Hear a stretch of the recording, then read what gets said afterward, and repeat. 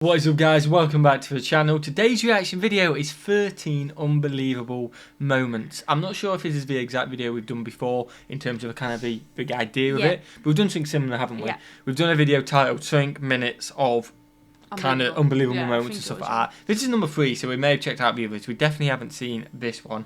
So smash that like button if you enjoy this kind of content, guys. Smash that subscribe button as well. Before you skip ahead to the start of the video, we will be live streaming tonight. So when this goes out, so it's currently 6:30 GMT for us. I think this is going at 8 PM GMT, and we're so 3 o'clock EST. We're going to stream at what time?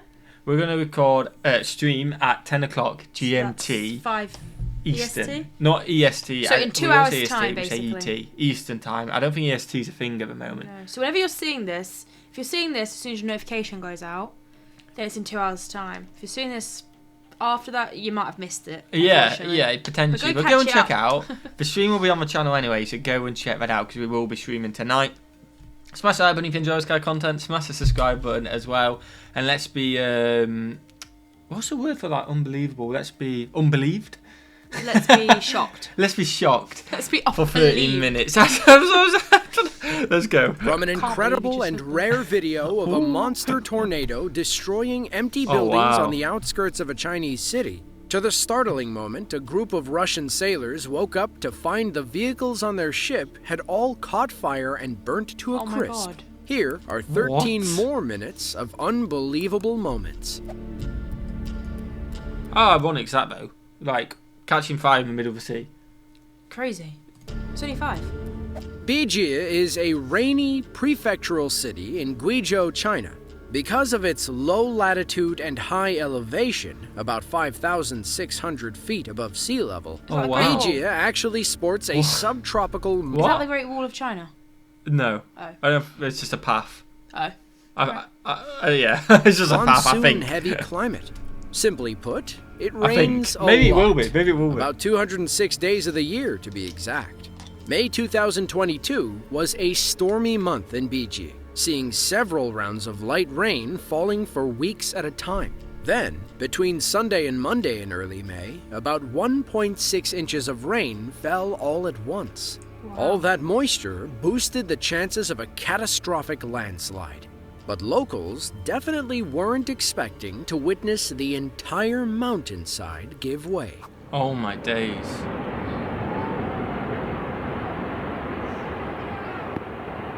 Surely you're running if you're that person. Why is it so calm? Yeah, now it's a realization.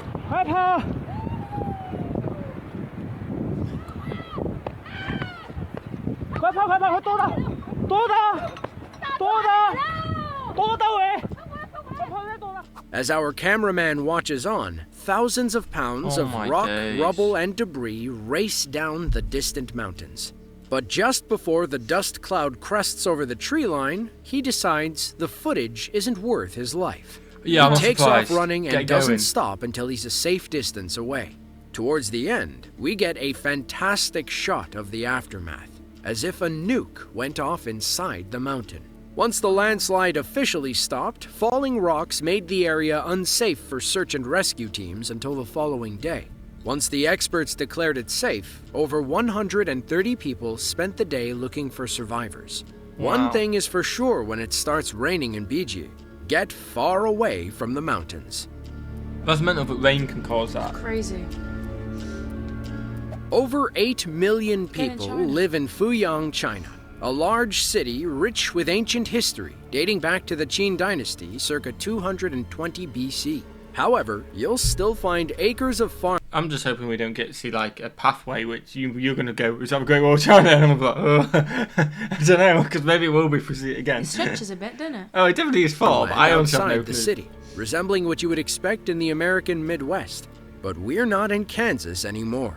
In June of 2022, a powerful tornado ripped through the village, causing widespread destruction. The high-speed winds destroyed trees and fences across the farmland and tore the roofs clean off of several buildings. Footage captured nearby shows the tornado's full power as it rushes across the land.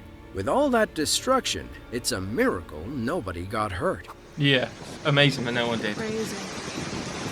Mother Nature's so scary. It's recent as well. days.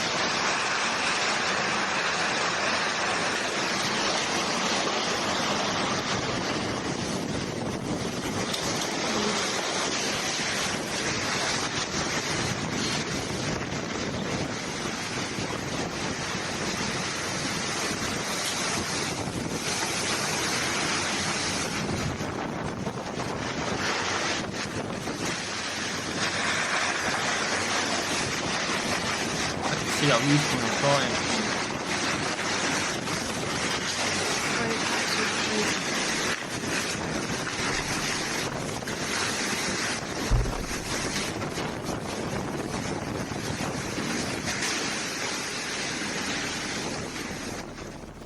The twister moves from left to right, devouring anything that gets in its way.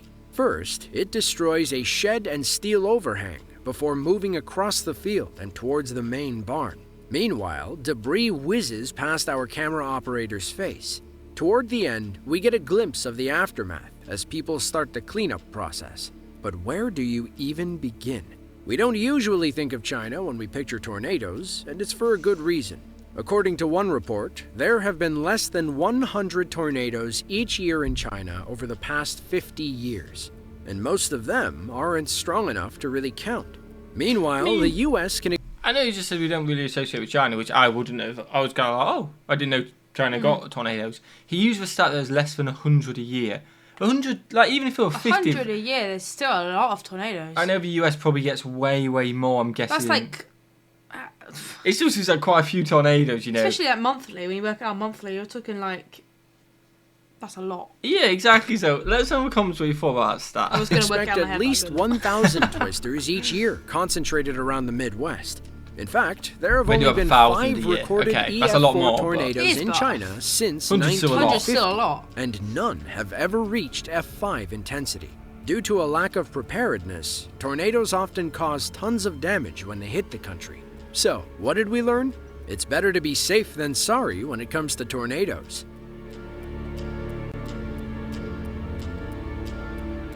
Car carrier ships are fascinating pieces of machinery. Upwards of 13 decks carrying 8,500 vehicles traveling worldwide, delivering foreign cars to new lands. The cars pack like sardines within the ship, often only inches from one another. Sometimes, when the ship runs out of room, they add an extra layer to the top deck. Unfortunately, one Russian carrier learned the hard way that you shouldn't leave cars uncovered on the top deck. While making an overnight trek, salt water splashed up from the ocean and short-circuited the batteries.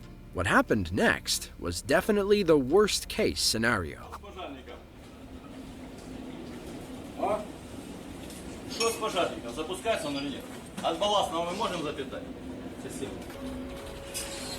that must be scary being on the boat with that happening.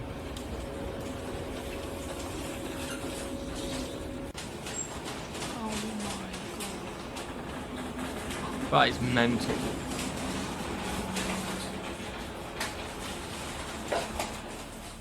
It seems like a nice, calm day out at sea, but all hell breaks loose come nightfall. Cars at the ship's bow. This is like a nice, calm day. That's not calm to me, mate, but sure, if that's calm to you, catch fire, and the blaze quickly spreads to devour every vehicle on the top deck.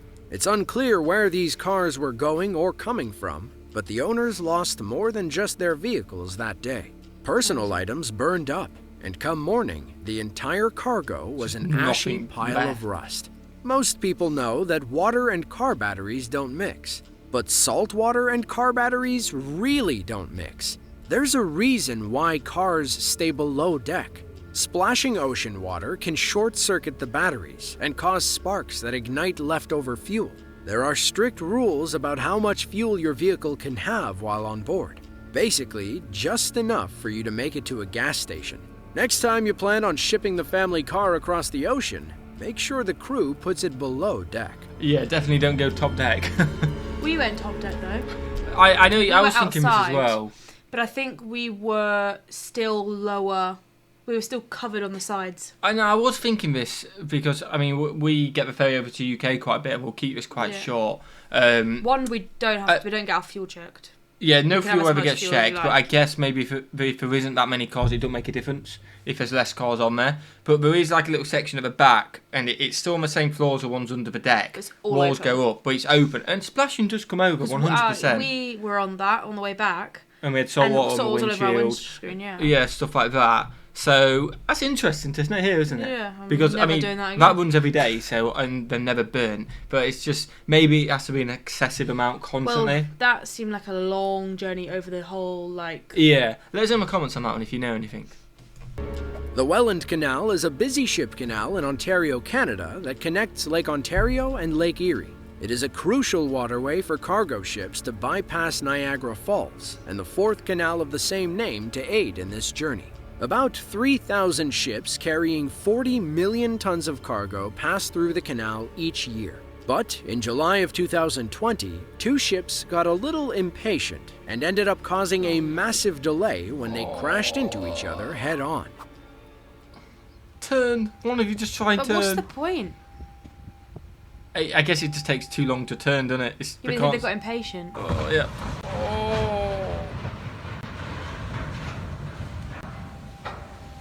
You're only making it worse for yourself, aren't you, by doing that? Yeah.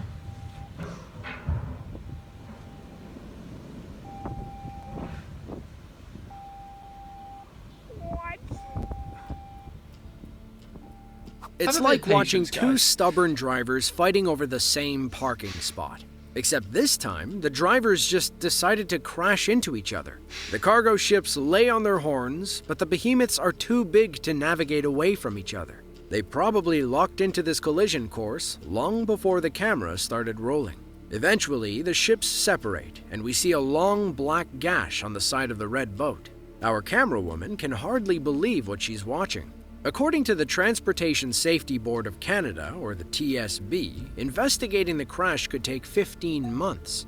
So we'll just chalk it up to bad planning. Thankfully, nobody on board either ship got hurt, and the only significant damage was to the starboard bow of each vessel. See? We know nautical words. Luckily no one got hurt. Paragliders from all over the world flock to Manila, Australia to take off from Mount Bora, one of the most popular launching spots on Earth. In 1998, pro paraglider Godfrey Wennis set the world record for longest flight after taking off from Mount Bora and traveling 208 miles. Back in 2019, a man named Ricky, along with 40 other paragliders, trekked up Mount Bora for the world-famous jump. However, once they got to their launch spot, things took an unexpected turn for the worse, and it's probably not what you'd expect.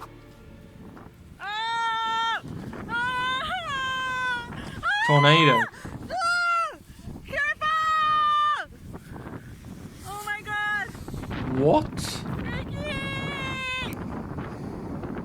The tornado just started on him.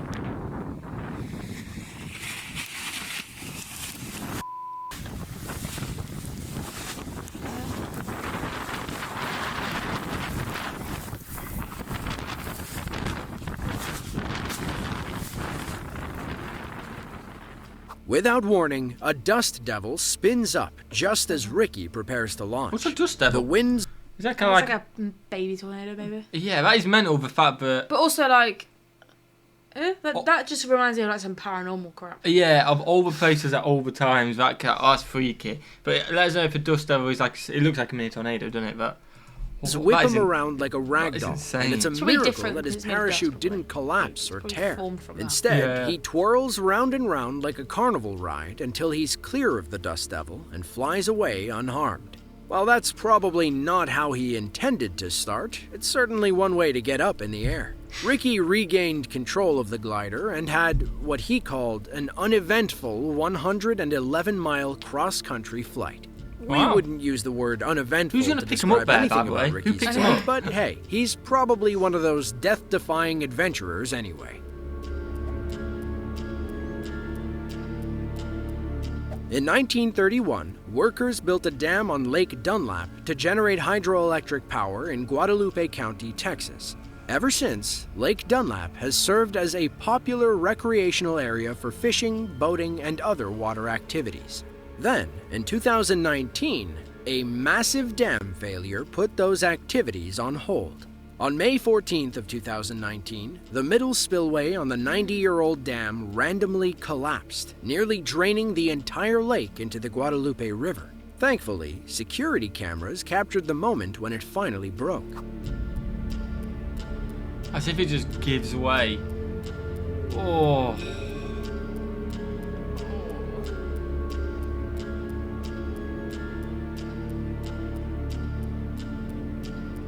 Everything seems normal until snap. The middle section breaks free, tumbles end over end, and crashes into the water below. Thousands of gallons rush through the opening, and nobody's nearby to do anything about it. Though, what could anybody really do? By November, residents voted on and passed a handful of propositions to build a new dam on Lake Dunlap. The $35 million project is expected to wrap up by May of 2023. Sadly, all recreational activity is cancelled until then. To see another video just like this one, be sure to click the link on screen now. With that, let us know if you want to check out maybe the 5 biggest bridge collapses in history, or something like that. Moments you wouldn't believe if not filmed. We do these kind of like for first videos, don't we? Smash that button. Did you enjoy that? It was really good, yeah. There was some unbelievable. Yeah. I'm surprised it didn't say like top 5. Maybe just 30 minutes works better in the title, because it was like a top 5 kind of video, wasn't it? That was weird. But smash that like button if you enjoyed it, guys. Smash that subscribe button as well. What are we doing tonight? Streaming. So make sure you check it out. And yeah, smash that like button, smash the subscribe button, and what should we do? Have a fantastic day. And we'll see you, legends, in the next one. Peace.